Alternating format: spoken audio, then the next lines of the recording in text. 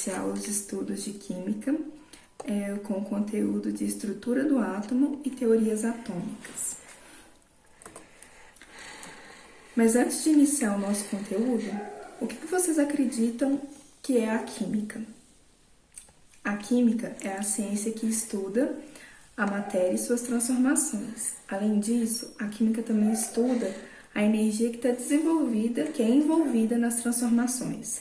A química está presente em quase que todas as coisas que estão no universo, que está no mundo, né? Ela está presente no seu alimento, na sua vestimenta, no seu organismo. Quase tudo do universo é formado por química. Então, vamos lá, alguns conceitos iniciais de química. Matéria. O que é a matéria? Matéria é todo sistema que possui massa e ocupa lugar físico no espaço, tá? A matéria ela é constituída por substância, que por sua vez é constituída por moléculas e que por sua vez é constituída por átomos. O corpo. O que é o corpo? O corpo é parte ou porção limitada da matéria. E o objeto? O objeto é tudo aquilo que possui finalidade para o homem. Constituição da matéria e desenvolvimento da ideia do átomo. Foi na Grécia Antiga, por volta de 478 a.C., que surgiram as primeiras ideias sobre os átomos. Leucípito e seu discípulo Demócrito, dois filósofos da região de Mileto, acreditavam que se pegássemos um corpo qualquer e dividíssemos sucessivamente, haveria um momento em que a divisão não seria mais possível. Nesse momento, teríamos chegado à menor parte da matéria, o átomo, o que significa sem divisão ou indivisível. Vocês podem ver aí o prefixo a significa não e tomo significa divisível. Então, o átomo seria a parte indivisível da matéria. E aí surgiram, ao longo do tempo, outras teorias, né, para o átomo. E aí vem o Dalton. Ele postulou uma série de teorias sobre o átomo. A teoria atômica de Dalton baseava nos seguintes princípios. Toda matéria é formada por minúsculas partículas maciças indivisíveis, denominadas átomos. Os átomos não podem ser criados ou destruídos. Em uma reação química, ocorre apenas a reorganização, separação ou combinação dessas partículas, e nas substâncias elas são unidas por forças de atração mútua. Os átomos de determinado elemento são caracterizados por sua massa. Os átomos de um mesmo elemento apresentam propriedades iguais. Os átomos de diferentes elementos apresentam propriedades diferentes. Dalton tentou esclarecer como os átomos estão presentes na mesma proporção em um dado composto químico, explicando por que, em uma reação química, reagentes sempre se comportam segundo a razão de massas constantes, lei das proporções definidas. A gente vai ver isso quando iniciarmos mais a estequiometria, né? Então, vamos passar para o próximo modelo aí, que é o modelo atômico de Thomson.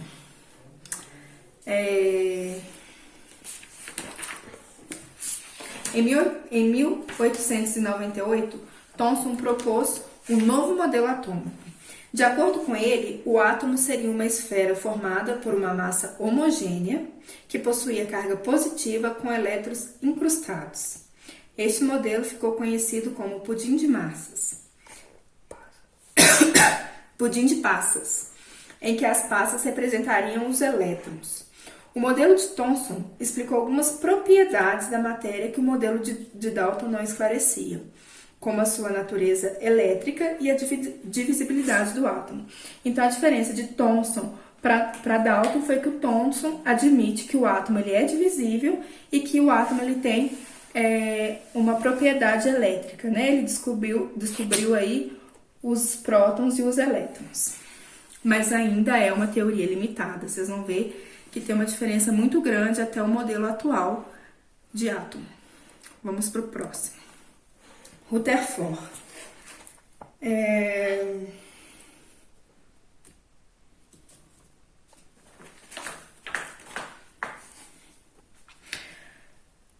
Com a descoberta da radioatividade, em 1896, vários cientistas realizaram experimentos na tentativa de determinar a natureza dessas radiações. Um deles, conduzido pelo físico neozelandês Rutherford, pôde determinar que a radiação alfa era formada por partículas positivas, que tinham a mesma massa dos átomos de hélio. Por volta de 1911, Rutherford e seus colaboradores montaram um equipamento no qual o feixe de partículas alfa emitidas pelo polônio bombardeavam uma finíssima folha de ouro, cuja espessura era da ordem de 10 a menos 4 micronanômetros. Rutherford supôs que se o modelo de Thomson tivesse correto, todas as partículas alfa atravessariam a folha, sofrendo máximo pequenos desvios. Experimentalmente, embora a maioria das partículas alfa tenha atravessado a folha de ouro sem sofrer desvios, algumas sofreram desvios, com ângulos muito diferentes daqueles que estavam previstos. Além disso, outras partículas alfa voltaram à fonte, indicando que algumas delas colidiriam com algo denso. Daí vieram as observações experimentais de Rutherford, que foram divididas em 3 pontos principais. A primeira, a grande maioria das partículas alfa que atravessou a folha de ouro sem sofrer desvios. Algumas partículas alfa atravessavam a folha de ouro, sofreram desvio em sua trajetória inicial, e pouquíssimas partículas alfa não atravessaram a folha de ouro e retrocederam. A partir desses resultados foi proposto que, então aqui entra o que o Rutherford concluiu com esse experimento com a folha de ouro. O átomo, para Rutherford, o átomo seria um grande espaço vazio, pois ocorria a passagem de grande maioria de partícula alfa. Existiria uma região pequena e muito densa, capaz de bloquear a passagem de algumas partículas alfa. Essa região pequena e densa apresentaria carga positiva, pois ela repelia partículas alfa que passavam próximas a ela. Dessa forma, Rutherford propôs um novo modelo atômico, semelhante ao sistema planetário.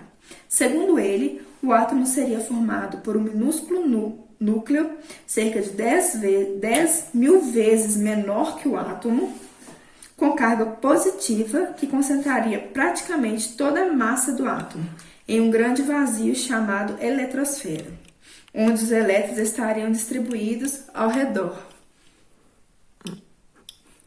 do núcleo como planetas em torno do Sol. Esse modelo ficou conhecido como modelo planetário ou nucleado. Tá? Então, vamos aí dando continuidade aí aos estudos da teoria atômica, né? Aí a gente vai aí pelo modelo Rutherford-Bohr, né? O físico dinamarquês Niels Bohr, em 1913, utilizando conceitos do modelo de Rutherford, dos espectros descontínuos dos elementos da teoria quântica, construiu um novo modelo atômico em que se relacionou as raias dos espectros descontínuos do gás hidrogênio, com variação de energia dos elétrons contidos no átomo. Para a construção desse modelo, Bohr propôs os seguintes postulados. Então, para Bohr, o que era o átomo? O elétron move-se em órbitas circulares em torno do núcleo central, e não mais igual o Rutherford falou, que ele circulava em forma elíptica, né? Do modelo planetário. Continuando com Bohr. O elétron não pode assumir qualquer valor de energia, apenas determinados valores correspondentes às diversas órbitas permitidas, denominadas camadas eletrônicas ou níveis de energia. Né? São isso daqui que vocês estão vendo. O nível, a camada e a quantidade de elétrons que cada camada suporta. Por exemplo, o nível 1, a camada K, ela comporta 2 elétrons.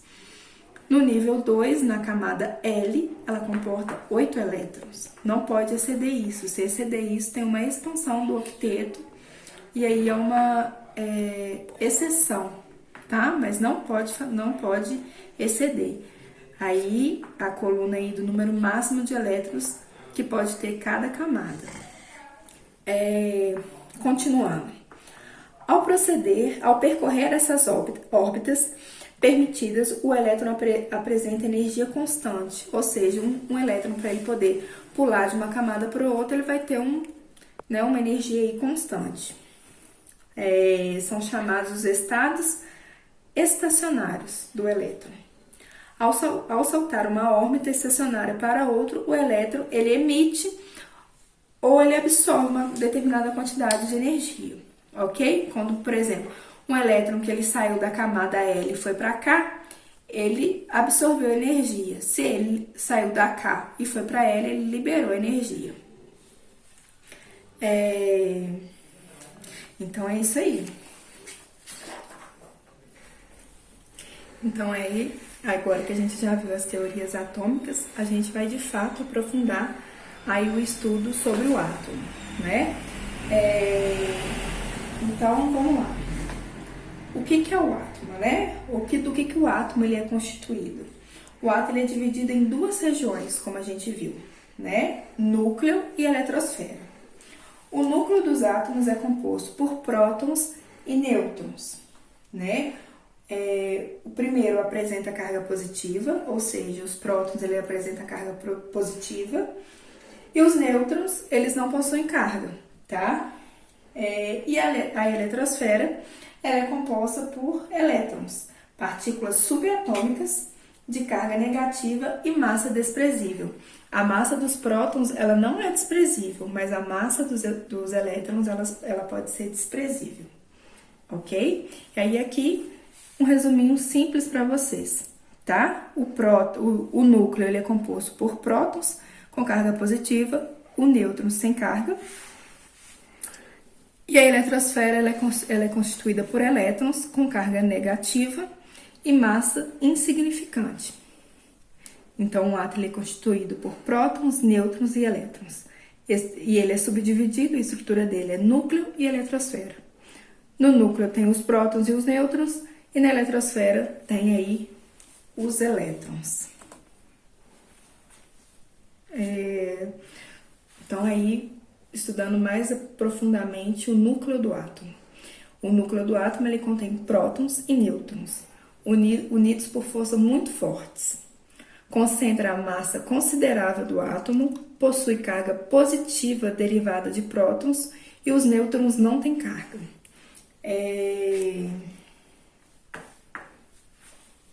Quebra do núcleo. A quebra do núcleo ela só pode ser possível por meio de reações nucleares, com liberação violenta, muito forte aí, de energia. Então, para poder romper o núcleo de um átomo, você tem que fazer aí uma transformação nuclear. Você tem que modificar a estrutura do núcleo de um átomo. E modificar a estrutura do núcleo de um átomo, você modifica a identidade do átomo, você troca de elemento. A gente vai ver isso quando a gente estiver vendo radioatividade. Vocês vão ver que para poder fazer uma reação nuclear, vocês vão ver que a gente modifica a estrutura de um átomo. Ele começa com um elemento e termina em outro elemento. E são reações que liberam muita energia, né? Então, aí, prosseguindo. Os elétrons nos átomos, né? Aí é o estudo mais específico dos elétrons. Qual que é a região? Se você sabe me dizer em qual que é a região do átomo que os elétrons ficam? Eles ficam na eletrosfera, tá? Eles são mantidos por órbitas por atração elétrica. Cada átomo, a gente viu no modelo de Bohr, que ele tem 7 órbitas, né? E essas órbitas são chamadas de níveis de energia, né? Camadas da eletrosfera. Aqui, ó. Camada 1, camada 2, camada 3, 4, 5, 6, 7. Cada camada tem um nome. Camada 1, camada K, camada 2, AL. Estão vendo aí? Olha aí. E aí aqui a correspondência de quantos elétrons cabem em cada camada. Como eu já disse, não pode passar do número de elétrons. Se na camada K passar de 2 elétrons, a gente aí faz uma exceção da regra do octeto. E são poucos elementos da tabela periódica que são exceção da regra octeto. Ou seja, que pode expandir, pode comportar mais elétrons numa camada do que deveria, né? São poucos elementos.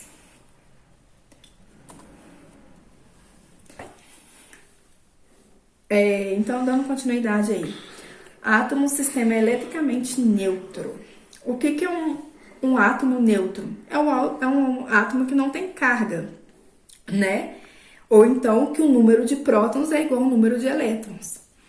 Para poder falar que um átomo ele tá neutro, vai ser sempre quando o número de prótons for igual ao número de elétrons, tá? Aí tem alguns exemplos. O hidrogênio tem um próton e um elétron. Então, mais um. Vocês sabem que o próton ele tem carga positiva e o elétron ele tem carga negativa. Mais um com menos um é igual a zero. O alumínio, mesma coisa. Mais 13 com menos 13, se tem mais 13 prótons e menos 13 elétrons, mais 13 com menos 13 é igual a zero. São átomos, né? Com eletricamente neutro, ou seja, com o número de prótons é igual ao número de elétrons, ok? E aí, aí vocês podem ler aqui, né? Mas vou passar. Íons. Os íons já são diferentes dos átomos nêutrons, né? Porque os íons são espécies carregadas, né? Ou seja, com carga positiva ou negativa. Não é mesmo?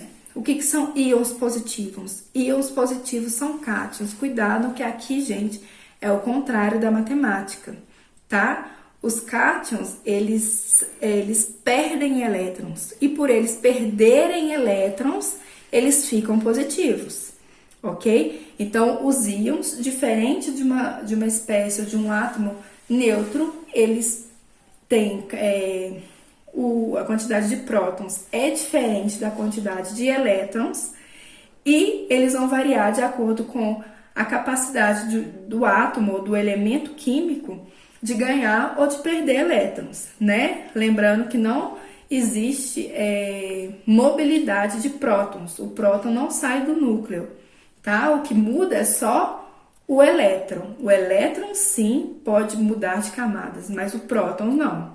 Então, o que significa que um íon, o que é um cátion?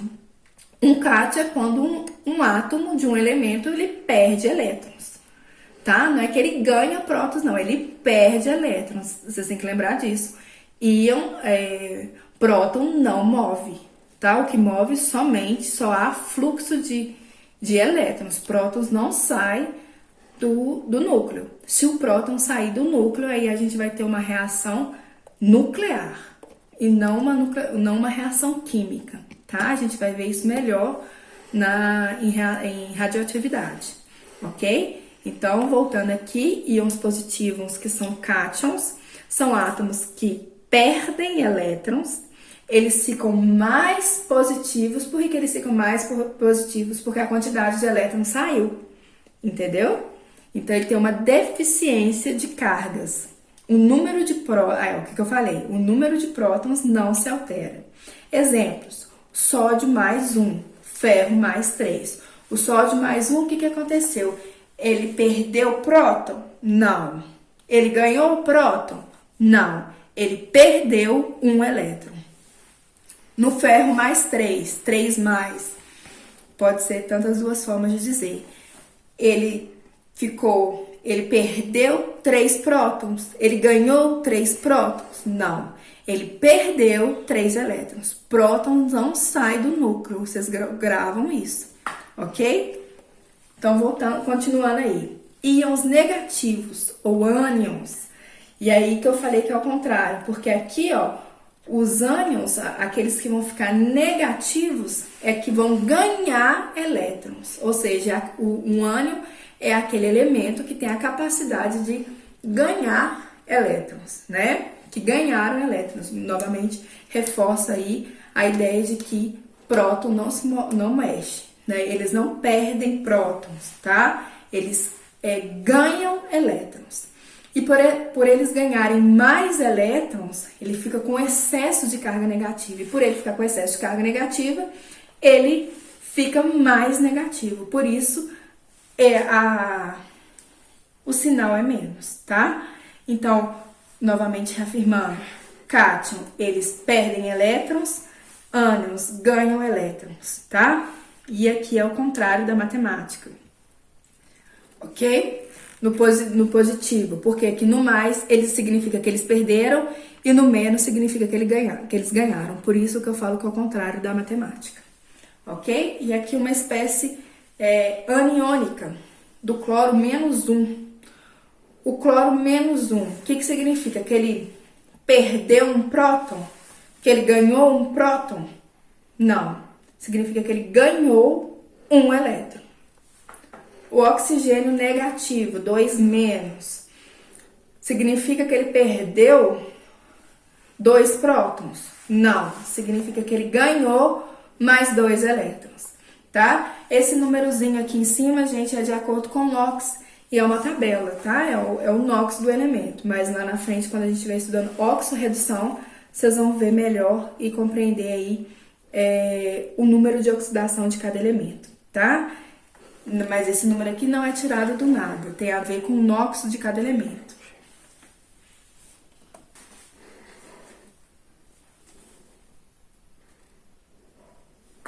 Continuando aí, então, gente, passando aí para o próximo slide. Então, e agora a gente vai falar de algumas principais características dos átomos, né? O número atômico. O que é um número atômico? O número atômico, ele indica o número de prótons presentes no núcleo do átomo, tá? Como várias propriedades químicas do átomo dependem desse número, ele é considerado uma identidade química, ou seja, um número atômico denominado pela letra Z é uma identidade química do elemento, de um átomo, né? Um átomo de um elemento tem diferentes números atômicos, e isso é o que diferencia um elemento do outro, um elemento químico do outro, né? Então, reafirmando, o número atômico, ele indica o número de prótons presentes no núcleo de cada átomo. Próximo aí, número de massas. O número de massas, representado pela letra A, é a soma do número de prótons, Z, e do número de nêutrons, N, de determinado átomo, ok? Aqui a formulinhazinha aqui. Aqui X significa o elemento químico, o Z o número atômico e o A o número de massa, ok? Na tabela periódica isso daí pode estar ou aqui, ou aqui, ou aqui, ou aqui. Mas vocês têm que lembrar que o A é o número da massa e o Z é o número atômico. E que o número atômico é uma espécie de identidade do átomo, tá? Porque ele diferencia um átomo do outro, ok? Continuando. Agora a gente vai falar de algumas semelhanças atômicas, né? Isótopos, isóbaros, isótonos. Separei aqui por uma corzinha diferente para vocês lembrarem que isótopos tem o mesmo número ou igual número de prótons. Isóbaros tem o mesmo número de massa, são elementos que têm o mesmo número de massa. E isótonos são elementos que têm o mesmo número de nêutrons. E espécies isoeletrônicas têm a mesma quantidade de elétrons, tá? Então, vamos continuar. Isótopos, falando melhor aí dos isótopos, tá?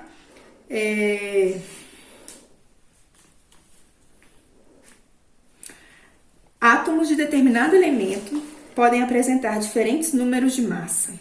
Isso acontece quando átomos com o mesmo número de prótons no núcleo tem quantidades diferentes de nêutrons. Eles são chamados de isótopos, tá? Deste modo, pode-se dizer que isótopos são átomos que apresentam o mesmo número atômico, Z, e diferentes números de massa, A.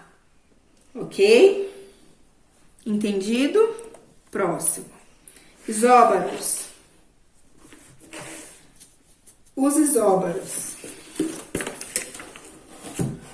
Isóbaros são átomos de elementos diferentes que apresentam o mesmo número de massa, tá?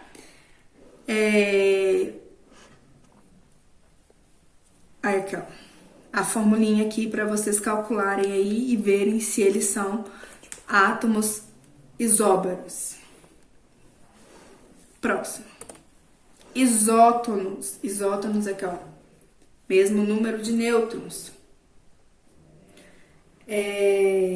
Isótomos são átomos de diferentes elementos químicos que possuem o mesmo número de nêutrons, tá? Eles têm diferente número de massa, tem diferente número atômico e o número de nêutrons é igual, ok? Passando. E aí ficou faltando os isoeletrônicos, né? Ficou faltando aqui o slide, mas eu vou falar para vocês.